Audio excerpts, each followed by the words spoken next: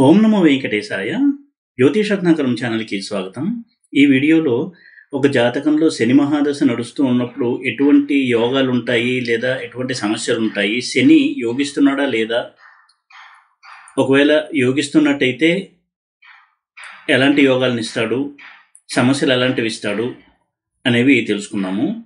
చాలామంది కూడా వరి అయ్యేది కొంతవరకు సీరియస్‌గా పరిశీలించేది శని మహాదశ.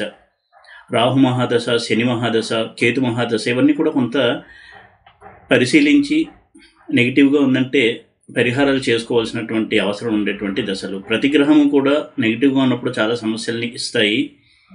శుభగ్రహాలు కూడా నెగిటివ్గా ఉన్నప్పుడు చాలా సమస్యల్ని ఇస్తాయి. అయితే కర్మకారకుడైన శని ఎన్ని కష్టాలను ఇచ్చినా కానీ కొన్ని గుణపాఠాలు నేర్పించి జాతకుణ్ణి మరికొంత మెచ్యూర్డ్ పర్సన్గా చేసేటువంటి గ్రహం కాబట్టి శని యొక్క మహాదశ ఎలా ఉండబోతోంది అని తెలుసుకోవడము చాలా ఉపయోగపడుతుంది. ఈ విధంగా శని ఎప్పుడు యోగిస్తాడు, ఎప్పుడు సమస్యలు ఇస్తాడో నాకు అవగాహన తెచ్చుకోవడం కూడా మంచిది.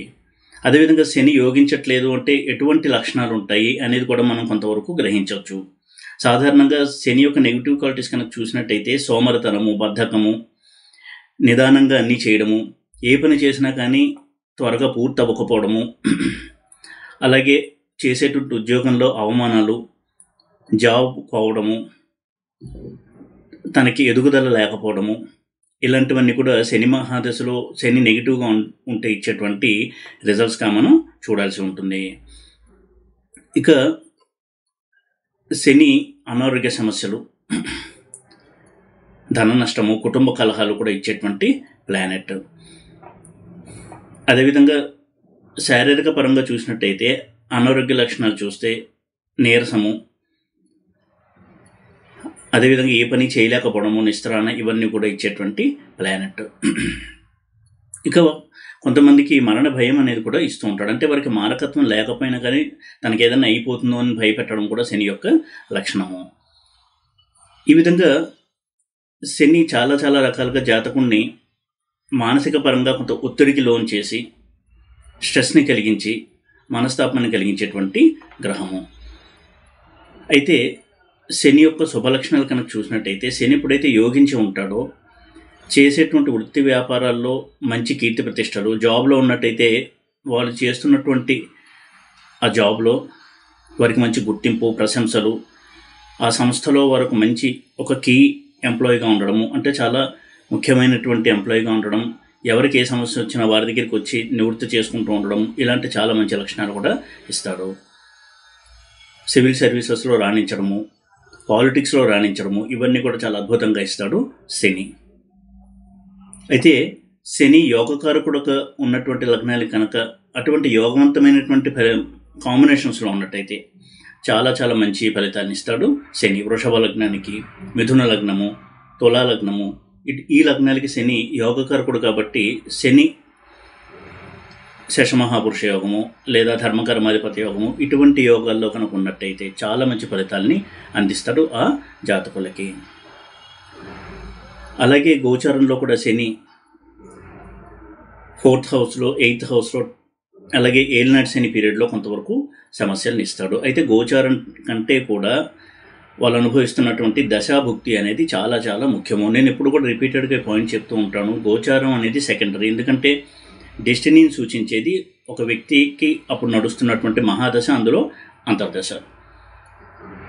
ఇక శని యొక్క లక్షణాలు కనుక చూసినట్టయితే ఇందాక చెప్పినట్టుగా అన్ని పనుల్లోనూ జాప్యం కలిగించడము, వివాహంలో కూడా జాప్యం కలిగించడము, లేట్ అవ్వడము, వివాహాలు వచ్చిన వివాహాలు కొంత రిజెక్ట్ అయ్యి వెనక్కి వెళ్ళిపోతూ ఉండడము, ఈ విధంగా డిలే ఇచ్చినా కానీ డెనయల్ ఇవ్వడు, అంటే అవ్వకుండా ఆపడు. శని ఏదైనా సరే ఆలస్యం చేస్తారు కానీ ఇవ్వాల్సినటువంటి రిజల్ట్స్ని ఇస్తాడు. అలాగే ఒక్కొక్కసారి వీరు ఉద్యోగులు ఇచ్చా కూడా మార్కెటింగ్, సేల్స్ ఇటువంటి ఉద్యోగాల్లో ఉన్నవారు కూడా ఎక్కువగా తిరగాల్సి రావడము, శారీరక శ్రమ ఎక్కువగా ఉండేటువంటి ఉద్యోగాలు చేయాల్సి రావడము, ఇటువంటివి కూడా ఇస్తాడు శని. శని కర్మకారకుడు కాబట్టి ఎప్పుడూ కూడా ఒక సంస్థలో ఉద్యోగిగా ఉండి రాణించడానికి సహాయపడేటువంటి గ్రహము శని. ఓన్గా బిజినెస్ చేసుకుని పైకి రావడం కంటే కూడా ఒక సంస్థలో పనిచేస్తూ ఉద్యోగిగా పనిచేస్తూ అందులో రాణించడం అనేది శని చాలా హెల్ప్ చేసేటువంటి ఒక అంశము. ఇక శని కొన్ని గ్రహాలతో కలిసినప్పుడు చాలా ప్రాబ్లమ్స్ ఇస్తాడు, కొన్ని స్థానాల్లో ఎక్కువ ప్రాబ్లమ్స్ని ఇస్తాడు. అలాగే ఇప్పుడున్న పరిస్థితుల్లో విదేశీ ప్రయాణాలకి బాగా సహకరించేటువంటి గ్రహము శని. శని రాహువులు ఇద్దరు కూడా విదేశాల్లో జాబ్ చేయడానికి, విదేశాల్లో సెటిల్ అవ్వడానికి, సిటిజన్షిప్ మారడానికి సహాయపడేటువంటి గ్రహాలు. శని కనుక 9th హౌస్లో ఉన్న, 10th హౌస్లో ఉన్న విదేశీ ప్రయాణాలకి చాలా బాగా సహాయపడతాడు. శనికి తోడుగా రాహువు కూడా ఉన్నట్టయితే వారు విదేశాలకి చాలా త్వరగా వెళ్ళడము, అక్కడ సెటిల్ అవ్వడము, సిటిజన్షిప్ మారడము, ఇలాంటి రిజల్ట్స్ను కూడా ఇస్తాడు శని. అదేవిధంగా శని యొక్క నెగిటివ్ రిజల్ట్స్ చూసినట్టయితే, ఉదాహరణకి శని 4th హౌస్లో కనుక ఉన్నట్టయితే వారి యొక్క బాల్యం అంతా చాలా కష్టంతో గడుస్తూ ఉంటుంది. చిన్నప్పుడు వారు వయసుకు మించిన బాధ్యతల్ని మోయాల్సి రావడము, కుటుంబ బాధ్యతలన్నీ వారే మోస్తూ చిన్నప్పటి నుంచి కష్టం విలువ తెలిసిన వారుగా ఉండడము, ఇటువంటి ఫలితాన్ని ఇస్తారు శని. ముఖ్యంగా చిన్నతనంలో శని మహాదశ కనుక నడుస్తూ ఉన్నట్టయితే కొన్ని సందర్భాల్లో తల్లిదండ్రులకు దూరంగా ఉండి చదువుకోవాల్సి రావడము, దూరంగా ఉండే పెరగడము, అమ్మమ్మ గారింట్లో, నాన్నమ్మ గారింట్లో పెరగడము, హాస్టల్లో పెరగడము, ఇటువంటి వాతావరణంలో కూడా పెరుగుతారు. అందుకే 4th హౌస్లో శని ఉన్నప్పుడు వారికి చిన్నప్పటి నుంచి కూడా వాళ్ళ తల్లిదండ్రులకు దూరంగా ఉండడం వల్ల కొంతవరకు వారు లోటు ఫీల్ అవుతూ, లోన్లీనెస్ని కూడా ఫీల్ అవుతూ ఉంటారు. అయితే శని ఎన్ని కష్టాలు ఇచ్చినా కానీ ఈ వ్యక్తిలో మెచ్యూరిటీ అనేది తీసుకొచ్చేటువంటి గ్రహము, ధార్మిక చింతనను పెంపొందించేటువంటి గ్రహము శని. నైతిక విలువలు, ధార్మిక చింతన, ఇవన్నీ కూడా శని జాతకుడికి అందించేటువంటి చాలా గొప్ప బెనిఫిట్స్, అవి లాభాలు. ఇక శని కనుక కుజుడితో కలిసినట్టయితే ఇది ఏ హౌస్లో ఉన్నా కానీ కొంతవరకు ప్రాబ్లమెటిక్ కాంబినేషన్.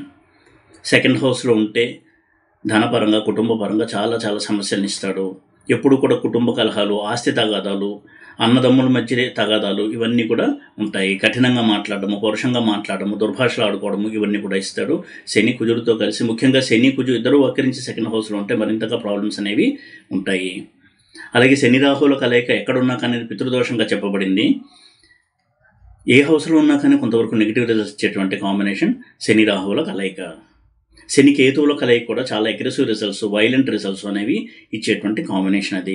వివాహ విషయంలో చూసుకున్నట్టయితే శని కేతువుల కలయిక అనుకున్నట్టయితే ఇద్దరి మధ్య ఎక్కువ ఘర్షణ, వైలెంట్ ఇన్సిడెంట్స్ ఎక్కువగా చోటు చేసుకుంటూ ఉంటాయి. అలాగే శని కుజుల కలయిక కూడా వివాహానికి సంబంధించినటువంటి స్థానాల్లో ఉన్నట్టయితే వివాహంలో ఘర్షణ, చేయి చేసుకోవడము, దుర్భాషలు ఆడుకోవడము, ఇటువంటి రిజల్ట్స్ అనేవి ఉంటాయి. ఇక శని చంద్రుడితో కలిసినట్టయితే కొంతవరకు మానసిక ఆందోళనలు ఎక్కువగా ఉంటాయి. శని మహాదశలో, చంద్ర అంతర్దశలో ఆ ఆందోళనలు అనేవి ఎక్కువగా ఉంటాయి. చాలా సెన్సిటివ్ పర్సన్స్గా ఉంటారు. ఈజీగా వారు డిప్రెస్ అవ్వడము, ఇటువంటి రిజల్ట్స్ను కూడా ఇస్తాడు శని చంద్రుడితో కలిసినట్టయితే. అటువంటి కలయిక చంద్రుడి లేని కర్కాటకంలో ఉంటే మరింతగా మానసిక ఆందోళనలు, చిన్న విషయాన్ని కూడా ఎక్కువగా చెల్లించడము, ఇటువంటి ఒక మనస్తత్వం ఉండేటువంటి అవకాశం ఉంటుంది. వక్రించిన శని చంద్రుడితో కలిసినప్పుడు కూడా ఈ ధోరణి అనేది ఎక్కువగా ఉంటుంది. అయితే ఇవ్వవలసిన రాజయోగాలను మాత్రం ఇస్తాడు, కానీ మానసిక పరంగా ఇటువంటి కొంతవరకు సమస్యలు అనేవి ఉంటాయి. ఇలా కొన్ని ప్లానెట్స్తో రవి యొక్క కలయిక చాలా ఇబ్బందుల్ని కలిగిస్తూ ఉంటుంది. అలాగే రవిశనిలో కలయిక కూడా అధికారులతో సమస్యలు, వీరి యొక్క ఈగో లెవెల్స్ వల్ల అధికారులతో కొంతవరకు ప్రాబ్లమ్స్ ఎదుర్కోవడము, వారికి ఉద్యోగంలో సకాలంలో ప్రమోషన్స్ రాకపోవడము, ఇటువంటి రిజల్ట్స్ను కూడా ఇస్తాడు శని. అయితే ఇద్దరు కనుక యోగవంతమైనటువంటి కాంబినేషన్లో ఉన్నట్టయితే ఉన్నత స్థానమైనటువంటి ఉద్యోగాల్లో ఉండడము, ప్రభుత్వ ఉద్యోగాల్లో, అందులోనూ IAS ర్యాంకుల్లో పనిచేయడము, ఇటువంటి చాలా మంచి ఫలితాలను ఇస్తుంది ఈ కలయిక. ఇక శని బుధులు కనుక కలిసి ఉన్నట్టయితే పాజిటివ్ సైడ్ కనుక చూసినట్టయితే వ్యాపారంలో రాణించడము, తన యొక్క తెలివితేటలతో వ్యాపారంలో చిన్నగా వ్యాపారం స్టార్ట్ చేసినా చాలా వృద్ధి చెందడము, ఇటువంటి రిజల్ట్స్ ఇస్తాడు శని. నెగిటివ్ సైడ్ కనుక చూసినట్టయితే కొంత డిప్రెసివ్ ఫీలింగ్స్, చిన్న విషయాన్ని కూడా చెల్లిస్తూ ఉండడము, ఎక్కువగా ఒంటరితనాన్ని ఫీల్ అవుతూ ఉండడము, కారణం లేకుండానే సడన్గా డిప్రెషన్కు లోనవుతూ ఉండడము, లో ఫీలింగ్ కలిగించడము, ఇవన్నీ కూడా ఇస్తూ ఉంటాడు శని బుధుడితో కలిసినట్టయితే. ఇటువంటి కలయిక ఉన్నప్పుడు శని కానీ, బుధుడు కానీ, లేదా రెండు గ్రహాలు కానీ వక్రించి ఉన్నట్టయితే ఈ నెగిటివ్ ఎఫెక్ట్స్ అనేవి ఎక్కువ ఉంటాయి. అదేవిధంగా ధనం దుబారాగా ఖర్చు చేయడము, ధనం ఒక్కొక్కసారి వాడు సేవ్ చేసినా కానీ ఏదో ఒక కారణంతో ధనం ఖర్చు అయిపోతూ ఉండడము, ఇటువంటి ఫలితాలు కూడా ఉంటాయి ఈ శని బుధులు కనుక కలిసినట్టయితే. ఈ విధంగా శని మహాదశ నడుస్తూ ఉన్నప్పుడు పాజిటివ్ రిజల్ట్స్ ఇస్తే కొంతవరకు రెమెడీస్ చేసుకోకపోయినా లేదా మినిమం రెమెడీస్ చేసుకున్నా సరిపోతుంది. నెగిటివ్ రిజల్ట్స్ కనుక ఇస్తున్నట్టయితే శనికి కొన్ని రెమెడీస్ చేసుకోవడం ద్వారా చాలా మటుకు శని పాజిటివ్ అయ్యి నెగిటివిటీని తగ్గించి పాజిటివ్ థింకింగ్ని ఇంప్రూవ్ చేసి మనోధైర్యాన్ని కూడా ఇస్తాడు. ఈ విధంగా శని యొక్క రెమెడీస్ ఏంటి, పరిహారాలు ఏంటి అని కనుక చూసినట్టయితే శనికి చాలా ఇష్టమైనది అన్నదానము. భిక్షగాళ్ళకి కావచ్చు, స్వీపర్లకి, అలాగే అవసరం ఉన్న వాళ్ళకి అన్నదానం చేయడము అనేది శనికి చాలా ఆనందాన్ని కలిగించేటువంటి ఒక రెమెడీ. అలాగే వృద్ధులకి తోచిన విధంగా వారికి ఏది అవసరమో అది ఇస్తూ సహాయపడము, వారితో ఆప్యాయంగా మాట్లాడుతూ వారిని ఆనందంగా ఉంచడము, ఇవన్నీ కూడా శనికి పాజిటివిటీని పెంచేటువంటి రెమెడీస్గా మనం చేస్తూ ఉండొచ్చు. శని ధర్మానికి, న్యాయానికి ప్రతీకైనటువంటి గ్రహం కాబట్టి ఎప్పుడు కూడా ధార్మికమైనటువంటి ప్రవర్తన కలిగి దైవచింతన చేస్తూ ఆధ్యాత్మికపరమైనటువంటి జీవితం గడుపుతూ నైతిక విలువలు పాటిస్తూ చేసేటువంటి వృత్తి వ్యాపారాల్లో జీవిస్తూ ఉన్నట్టయితే శని తన మహాదశలో చాలా మటుకు నెగిటివిటీని తగ్గించుకుంటాడు. అలా కాక అనైతికమైన పనులు కనుక చేస్తున్నట్టయితే శని మహాదశలో చాలా ప్రాబ్లమ్స్కి గురి చేస్తాడు శని.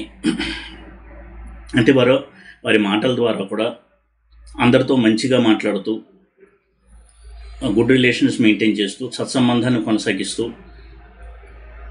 చారిటీ వర్క్స్ చేస్తూ, అంటే దాన ధర్మాలు, ఇతరులకు సహాయపడము, నిస్వార్థంగా ఇటువంటి పనులు కనుక చేస్తున్నట్టయితే అవి శనికి చాలా చాలా మంచి రెమెడీస్గా కూడా పనిచేస్తాయి.